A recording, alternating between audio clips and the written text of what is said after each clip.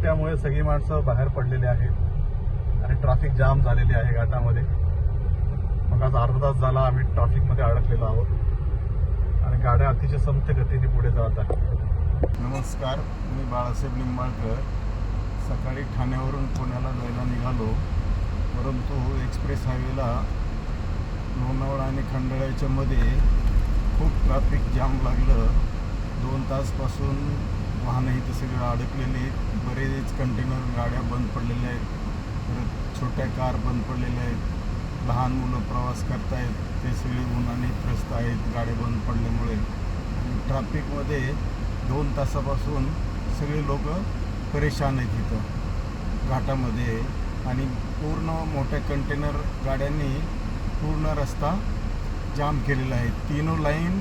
तिन्ही line container धरून चाललेले असल्यामुळे ट्रॅफिक खूप जाम झालेलं आहे.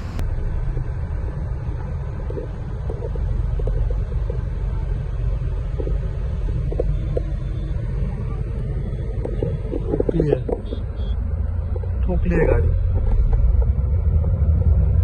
पडलेला आहे आणि या कंटेनरमुळे सगळी ट्रॅफिक जाम झाली.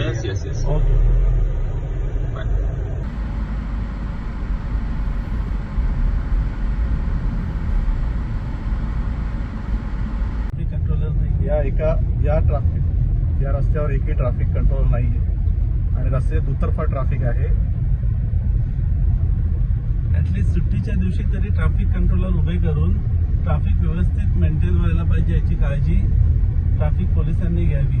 एस्पेशली खंडाळा घाटात जिकडे दररोज नेहमी ट्रॅफिक होतेच, दररोज समजू शकतो, पण सुट्टीच्या दिवशी जेव्हा तिकडे हेवी ट्रॅफिक असते तेव्हा जर त्यांनी काळजी घेतली तर प्रवासांचा प्रवास सुकर होईल अशी आम्ही इच्छा बाळगतो. बघू आता पुढे अजून किती ट्रॅफिक लागतं. आम्ही जस्ट एंट्री केली आहे घाटात, अजून घाट जस्ट चालू झाला आहे आणि आमची ट्रॅफिक आम्ही सामोरं चाललो आहोत.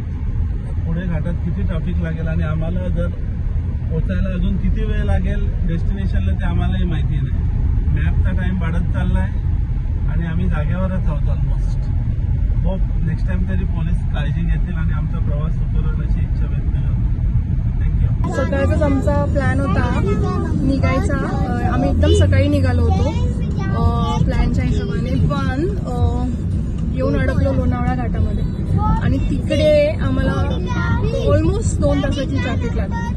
आणि 2 तासाच्या ट्रॅफिकमध्ये मी हे बघितलं की सगळे जे हेवी व्हेकल्स वगैरे होते ते मेन लेनमध्ये येऊन गाडी चालवत होते ऑलमोस्ट 10च्या स्पीडमध्ये आणि त्याच्या पाठीमागे आम्ही हळूहळू चालवत होतो. प्लस खूप सारे टो व्हेकल्स होते, गाड्या बंद पडत होत्या, प्लस ॲक्सिडेंट झाले होते. So it was the worst situation. ॲक्सिडेंट्समुळे किंवा त्या हेवी व्हेकल्समुळे आम्हाला खूप उशीर झाला आणि आता जिथे पोचायचे तिथे पण जायला भरपूर उशीर होणार आहे. पोरं जाम वैतागून आता ते झोपी गेलेले आहेत. So situation is very bad. हे ट्रॅफिकचं काहीतरी करायला पाहिजे असं माझं म्हणणं आहे.